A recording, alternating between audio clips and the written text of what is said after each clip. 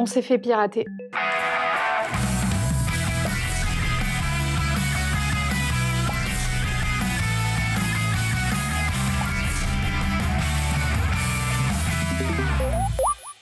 Bonjour et bienvenue dans cette nouvelle vidéo de Baguette Entertainment. Aujourd'hui c'est une vidéo un peu spéciale parce qu'on va pas parler de Corée, on va pas parler de K-pop, mais on va parler du piratage qu'on a subi le mercredi 13 mars sur notre chaîne YouTube. Vu qu'aujourd'hui on est le 1er avril, on s'est dit qu'on allait faire un petit peu une impasse sur la K-pop et vous parler de ce piratage là parce que quand ça nous arrive, on a un peu démuni, on sait pas trop quoi faire. Donc on s'est dit que ça pourrait aider toutes les potentielles futures victimes de piratage et de hack pour vous aider à trouver des solutions et pas être perdus comme nous. Il faut savoir qu'on est toutes les trois connectées à notre chaîne YouTube, donc c'est un peu plus galère pour nous parce que forcément de temps en temps Google et YouTube nous demandent de nous reconnecter parce qu'ils voient 3 appareils avec 3 adresses IP différentes sur un même compte. Ce jour-là, il était 17h15, je partais au travail, donc je me dirige vers ma voiture et j'aime bien conduire en écoutant quelque chose, ça soit de la musique ou YouTube. Donc je commence à me connecter et puis là on me dit tu es déconnecté, pas de souci, je vais te taper mon mot de passe. Je tape notre mot de passe habituel, on me dit que c'est bon, mais comme on a activé toutes les sécurités,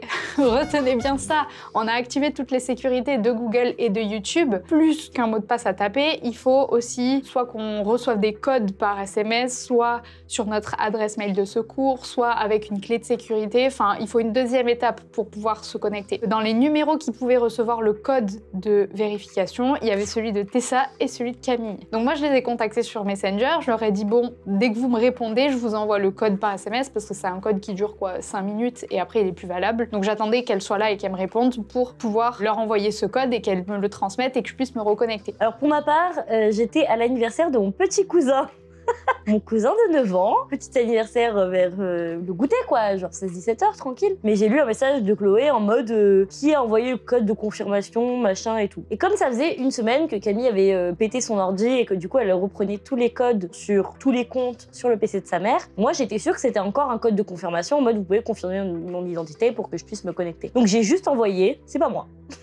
J'avais clairement pas compris les propos de Chloé et là clairement si j'avais mieux lu les messages je pense qu'on serait pas arrivé à là. Help, pourquoi ça m'a déco mon tel de baguette? Pas moi aussi.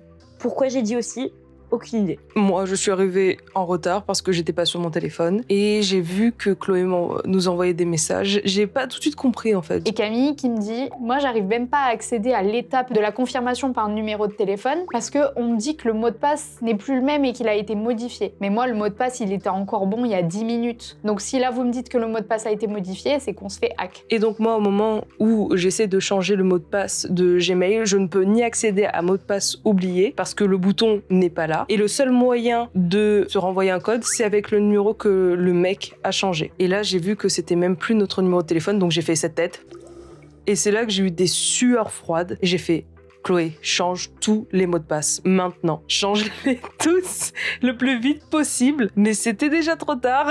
Elle a réussi à sauver le Instagram, mais le reste, on n'a pas pu le sauver sur le coup. Moi, si j'étais un hacker et que j'avais des envies de nuire, ce que j'aurais fait, c'est supprimer la chaîne, de supprimer tous les documents du drive, tout pirater. Lui, tout ce qu'il voulait, c'était pouvoir sûrement hacker des gens avec des liens frauduleux. Et tout ce qu'il a fait, c'est poster des vidéos sur notre chaîne, mais il a rien touché d'autre. Donc, ce qui fait que je pense que Instagram, il n'y avait pas besoin de s'inquiéter, mais bon, on a paniqué. C'est là qu'on se rend compte que c'est assez mal foutu, parce que du coup, tout est interconnecté. Il suffit que vous fassiez pirater un truc pour qu'en fait, tout tombe à l'eau, donc c'est hyper mal fait. Il a tout changé le chien. J'ai peur pour ma carte bleue. Google, ils sont tellement intelligents que leur authentification à 2 facteurs, c'est des trucs que tu peux changer en un clic. Il n'y a aucune autre solution pour récupérer notre compte. Vas-y, ça me rend ouf. Ce qu'il faut savoir, c'est que notre amie Dreampop, d'ailleurs, si vous la connaissez pas, j'en doute, mais si vous la connaissez pas, allez vous abonner à sa chaîne, elle fait des vidéos trop cool et trop passionnantes, avait déjà été piratée. Donc moi, le réflexe que j'ai tout de suite, c'est de lui envoyer un message sur Instagram pour savoir ce qu'elle avait fait. Et la première étape, c'est de poster un message sur la communauté. Alors, pour trouver cet espace de communauté,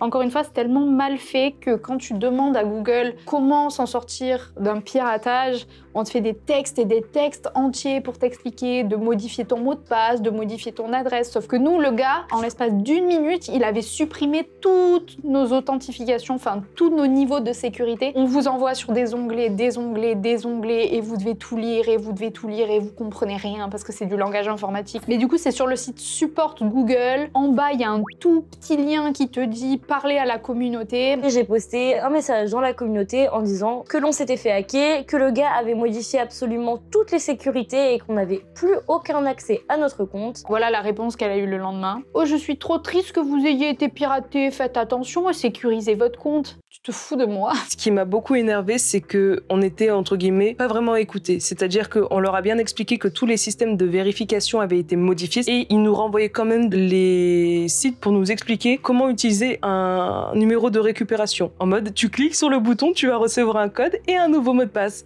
Sauf qu'on n'a plus accès à ce de numéro de téléphone. Merci. Moi, quand je suis rentrée chez moi le soir, j'ai aussi posté un message sur cette communauté. J'ai essayé de détailler et j'ai essayé de vraiment de mettre la pression. Et que c'était pas juste une chaîne YouTube, que c'était vraiment une entité très importante qu'il fallait absolument qu'on récupère. 1 heure après, je crois, j'ai reçu un message que je vous affiche ici. Mais alors Asma, je t'aime. C'était vraiment des questions pour en savoir plus, pour essayer d'avancer la chose et de voir qu'elle me prenait au sérieux. Elle disait pas juste bah, sécurise ton compte.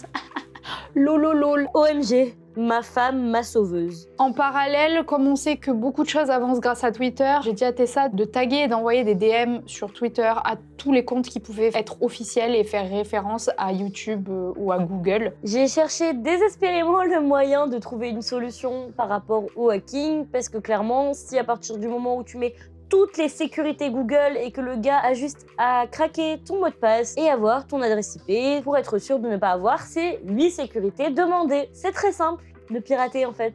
Du coup, j'ai cherché désespérément une manière d'éviter cela. La première solution que j'ai trouvée, c'était forcément les VPN. Le fait de changer ton adresse IP en permanence permet de limiter les risques pour qu'un hacker trouve ton adresse IP. Et avec mes multiples recherches, j'ai aussi trouvé la clé Titan, une clé soi-disant locale qui te permet avec une identification locale, donc tes empreintes digitales, de te connecter au compte à la place d'avoir des mots de passe sur Internet. À l'heure d'aujourd'hui, on sait pas si ça marche, mais quand j'ai trouvé ça, j'avoue qu'avec les filles, on s'est bien marré. Il a dit pour au cas où vous faites voler votre clé inviolable, mais après il a précisé, mais comme la personne n'aura pas votre empreinte, elle pourra pas l'utiliser. Donc ça veut dire qu'elle pourra se connecter sur un compte, mais en fait s'il lui propose pas le truc, et tu peux mettre ton empreinte, du coup ça sert à rien. Du coup il a vraiment dit c'est inviolable. À mon avis ça va être quand même une seule empreinte digitale. Donc c'est chiant quoi, je dois vous envoyer par la poste un bout de mon doigt quoi, genre c'est un peu relou. Est-ce que ça m'a tellement trop mal que je vais passer la nuit à réécrire tous mes mots de passe sur une feuille et ne plus jamais utiliser de sécurité Google? Oui. Ensuite, pendant que les filles essayaient de récupérer la chaîne le lendemain, moi j'étais au travail, donc j'ai servi à rien.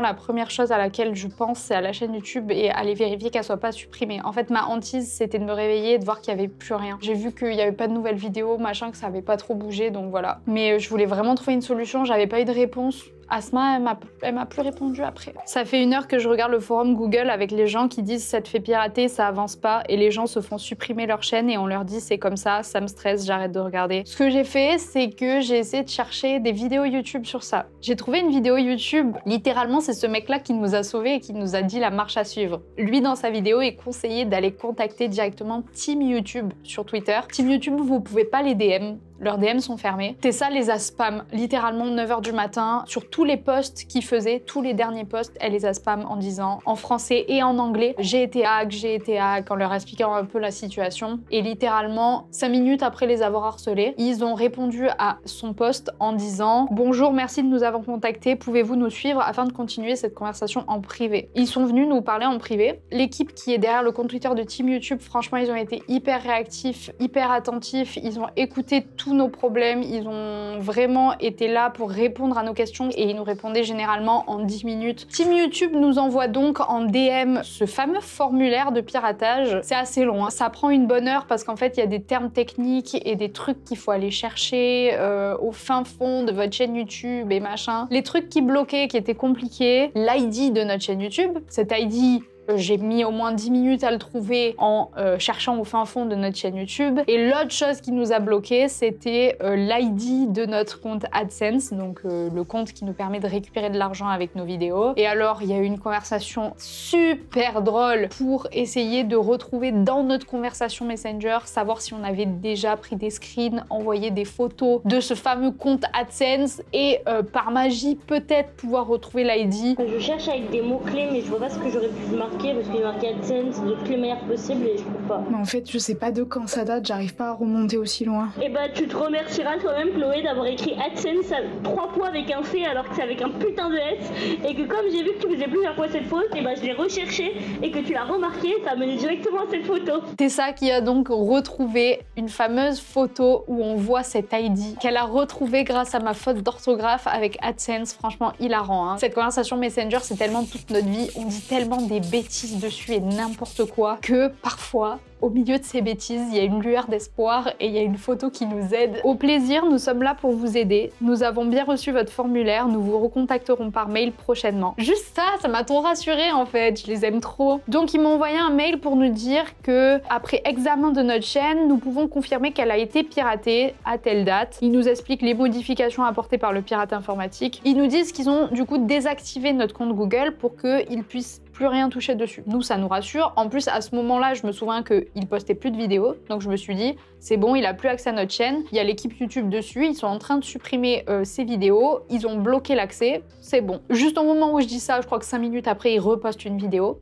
Donc, littéralement, on s'envoie des messages. On se dit, comment ça, notre compte Google, il est bloqué et l'autre, il peut continuer de poster des vidéos. Ça n'a aucun sens. Et c'est que le soir venu où on a reçu un mail avec marqué réinitialiser mot de passe. Et là, je fais oh mon Dieu! J'ai changé le mot de passe, j'ai commencé à re-rentrer dans le compte Google, ce qui était déjà un premier pas, c'était même pas la chaîne YouTube, c'était le compte Google. Et j'ai commencé à refaire toutes les sécurités vu qu'il avait changé notre numéro, notre adresse mail. Il fallait le faire le plus vite possible parce que, entre guillemets, il avait, je pense, encore accès à notre compte à ce moment-là. On pouvait voir aussi qu'il y avait des connexions suspicieuses sur un téléphone qui nous appartenait pas du tout, donc c'était le sien, mais Google l'a laissé passer parce que Google s'en fout. Donc je l'ai tège et on s'est rendu compte que le pirate continuait de deploy des vidéos même s'il avait plus le mot de passe et que je l'avais éjecté du compte. C'est-à-dire qu'une fois que tu sign out quelqu'un, il peut plus accéder normalement. Au final, je suis allée sur notre compte YouTube et là, en fait, j'ai vu que le mec s'était mis en manager de la chaîne. Ça fait qu'il peut continuer de deploy des vidéos et de faire des modifications. J'ai fait, allez, au revoir.